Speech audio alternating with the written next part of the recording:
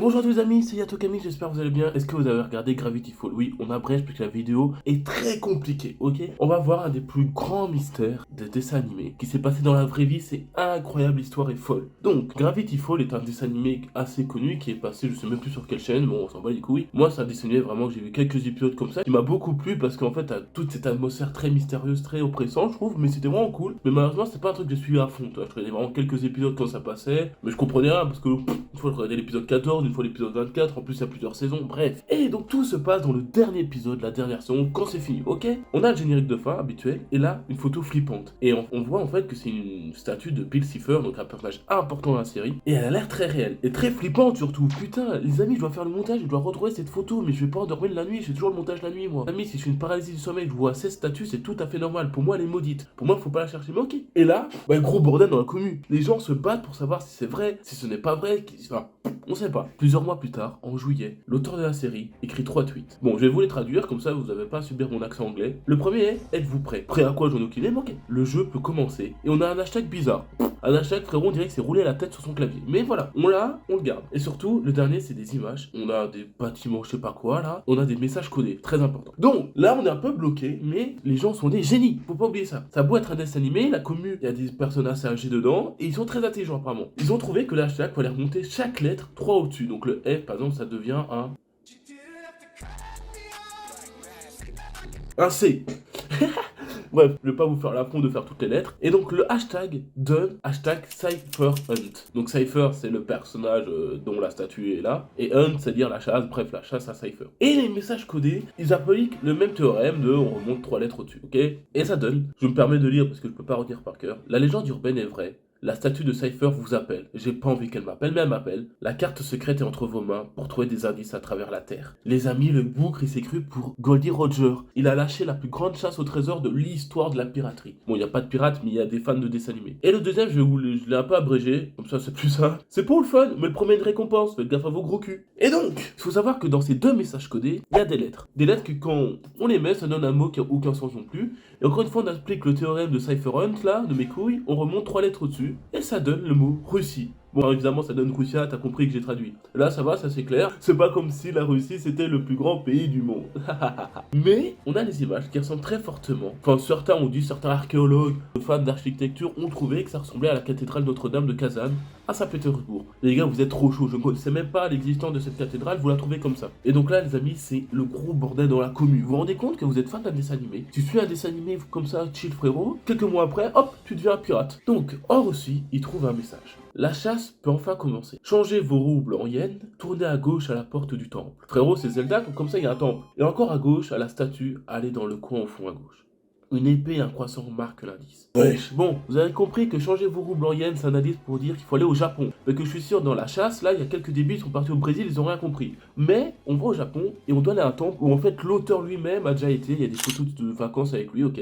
Et en fait, dans ce temple, on peut mettre des petites pancartes, ok, avec des écritures. Et il trouve une pancarte avec une épée et un croissant, où il y a du coup le troisième indice. Et il y aura beaucoup d'indices, croyez-moi. Pensez au chasseur de Jouvence, 400 ans est écrit avant son nom. Devant la porte est là où est caché l'indice. Trouvez ce qui est perdu pour passer le test. Frérot, c'est Fort Boyard, comme ça il faut passer des tests. J'ai l'impression que c'est Père Fouras qui nous donne des indices, frérot. Un temple à l'est vers un temple à l'ouest. Moi non plus, je n'ai rien compris. Mais les fans sont chauds. Ils ont découvert qu'en fait, il fallait retourner, les amis, aux USA. Aux origines de tout, parce que la série vient des USA, ok? À Atlanta, vous vous rendez compte le nombre de kilomètres qu'il faut faire, putain de bordel de merde. Vous êtes en train de vous dire que tous ceux qui font cette chasse sont riches, et en fait non. La commune s'est réunie, évidemment, pour que ce soit plus facile, comme ça, ceux qui sont aussi, qui ont découvert le message, transmettent ce qu'ils savaient, là, les messages codés, aux Japonais, qui ont même transmis aux Américains, pour pas que tout le monde doit prendre l'avion, sinon c'est le bordel. C'est très, très fort, j'aime beaucoup. Donc, ils vont dans la bonne rue, et ils trouvent un poster avec écrit Lost. Mais il est très endommagé, parce que le problème, c'est qu'il n'avait pas conçu l'auteur, c'est qu'il y avait de la pluie, du coup, le poster est très endommagé. Mais, en regardant plus près, on se rend compte qu'il y a une affiche de recherche. Et c'est pas n'importe qui est recherché, c'est le cochon de la série, j'ai oublié son nom, je suis désolé. Et donc, il y a toutes les informations du cochon, le plus important, c'est le numéro de téléphone. Là, vous êtes en train de vous dire, oui, il faut appeler le numéro de téléphone, on va avoir l'auteur. Non, le numéro de téléphone ne marche pas. Mais, il fallait le retourner comme ta grosse daronne. Et donc, c'est parti pour le quatrième message, qui est un message vocal.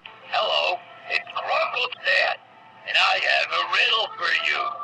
What has 2 legs during the day, 4 legs during the night, and it's red and white, I don't know. I'm no good at this riddle. That's that ochre cord, alright? Donc l'avantage c'est que le mec qui fait le message vocal est complètement perdu, ça se voit frérot, et donc il donne directement l'endroit où il faut aller. Ils y vont, sauf que le personnel d'entretien de ce bâtiment a détruit l'indice. Mais ça va parce qu'en fait il a été remis, voilà, ceux qui s'occupent de la chasse ont été remettre l'indice. J'ai l'impression frérot d'être en primaire, tu sais quand c'est ton anniversaire et tu fais une chasse au trésor avec tes potes pour trouver les œufs en chocolat que tes parents cachaient là. Pour moi c'est pareil. Hein. Et là, on a encore deux tweets. On a qui dit de revenir sur ses pas, et le troisième tweet est pas très important parce que c'est juste le numéro de téléphone de l'affiche. Mais j'ai menti parce qu'en fait il y a un nouveau message vocal. Bon, avec le message vocal, il faut aller à Griffith Park à Los Angeles. Là au moins ils restent dans le même pays, ça va, ils doivent plus traverser le monde. Et ils trouvent une tête de Stan.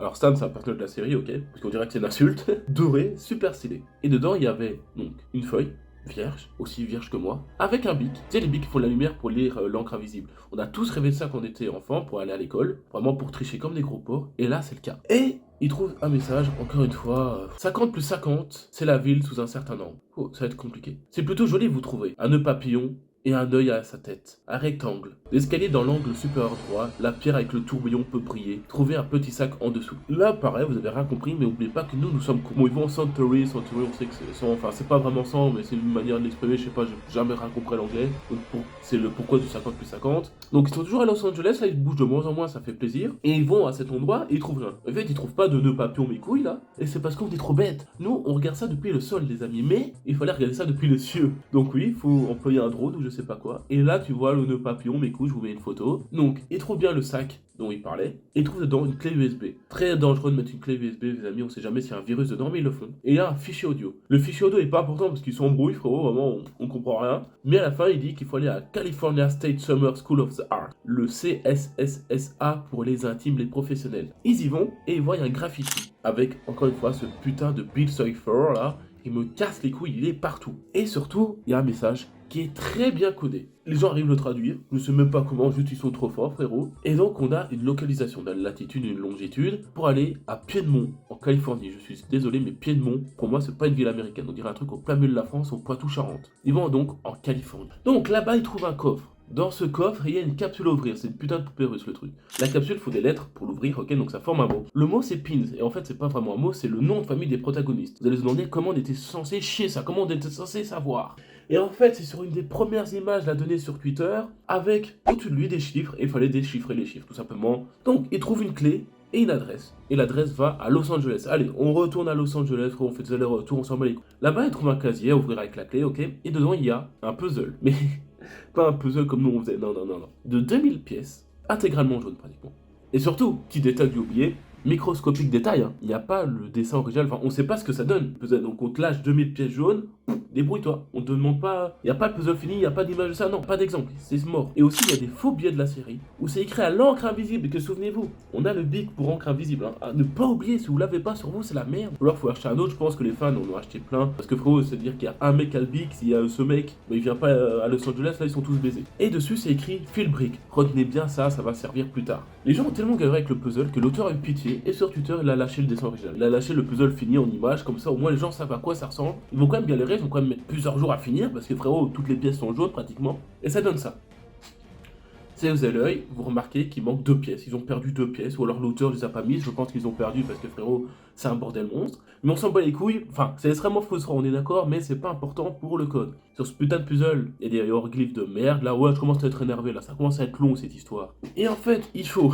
C'est un message codé où il faut le 3e journal de la série qui est sorti dans la vraie vie. Ok, on peut l'acheter pour pouvoir le déchiffrer. C'est écrit dessus Corner of the Timehook and the Rodney. En gros, c'est 2 rues à Portland, donc go à Portland. Les fans y trouvent un nain de jardin. Bon, c'est pas vraiment un nain de jardin, c'est un gnome, mais ça ressemble à un nain de jardin, parce qu'il y a des gnomes dans la série. Et un message, quand on le traduit, bien sûr, je vais vous le traduire en français parce que je suis un prince. La boutique n'est pas trop loin. Le mot de passe H sera la jarre Dieu.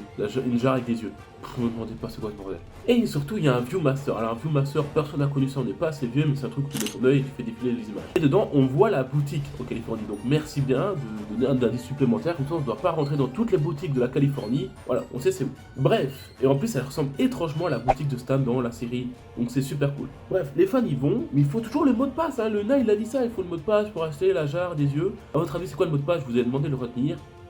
Phil Brick, bien joué à tous ceux qui l'ont trouvé, vous méritez un œuf de dinosaure non fécondé. Donc, Quand tu dis ce mot de passe, hop, ils te donnent la jarre. J'espère qu'ils l'ont pas fait payer, sinon ce truc ça devient pay to win, ça n'aurait aucun sens. Et il y a un texte. Alors les amis, là c'est un bordel, s'il vous plaît, merci de suivre. Ils disent d'aller à Almity, qui est une ville, pour trouver un boulon. Ouais, un boulon, comme ton père il te demande quand il fait des travaux dans le garage. Les fans doivent trouver dans une ville entière un boulon. Et ils le font. Et c'est pas pire. Ils le perdent. Frère, c'est littéralement trouver une aiguille dans une botte de foin. T'as enfin l'aiguille, tu l'as fait tomber dans la botte de foin. Ils vont la retrouver. Et dedans, il y a un message. Bon, en gros, ils vont à un autre endroit pour trouver un autre message. Voilà. Non, mais bon, moi, faut prendre des raccourcis. Sinon, les amis, la vidéo va durer 3h30. Et personne va rester. Je vais avoir un mauvais watch time. C'est pas bon pour les affaires. Donc, c'est dans une forêt. Et ils trouvent un message codé dans un parchemin déchiré. C'est un détail important qui dit de retourner de là où on vient. Et il y a une carte au trésor. C'est vraiment le truc des pirates avec les petits pointillés, la croix là où il y a le trésor. Il y a un autre message, la vérité dans les arbres. Ça devient très philosophique et c'est là les fans galèrent. Et en fait, le morceau de ce parchemin, il va avec le premier truc des tweets. Là, tu sais, il y avait une sorte de parchemin. En fait, c'est pour ça que c'est un morceau parce que c'est déchiré. Donc, faut les réunir ensemble. Et surtout, on se souvient de l'image avec Bill Cipher, je vous ai parlé avec les chiffres. Derrière, il y a des arbres. Et donc, la vérité dans les arbres, on se dit qu'il y a un indice avec les arbres. Et les fans ne la trouvent pas. Mec, là, il y a beau avoir des génies.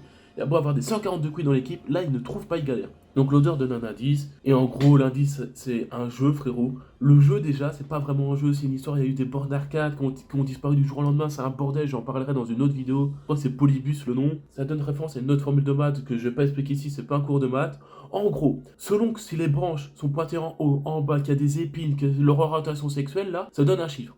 Et on a en fait une combinaison de chiffres. Et ça donne, quand on les traduit encore une fois, avec tout le monde a vu le truc d'alphabet mes couilles, Reed Sportor, qui est pour la ville de Reed Sport. Et là, enfin les amis, enfin, il y a la forêt avec la statue. On a trouvé la statue. Et dedans, il y a l'argent de tous les pays visités, des dollars, des roubles, des yens, une clé USB, une boîte à musique, une statue de Bill et même une écharpe de mer. Et, attendez, une clé USB? Alors vous inquiétez pas, c'est juste un message de remerciement pour tous les fans. Moi aussi quand j'ai lu clé USB, j'ai eu peur frérot, que tout recommence, qu'il y a une deuxième statue. Non, vous inquiétez pas. Et c'est pas fini.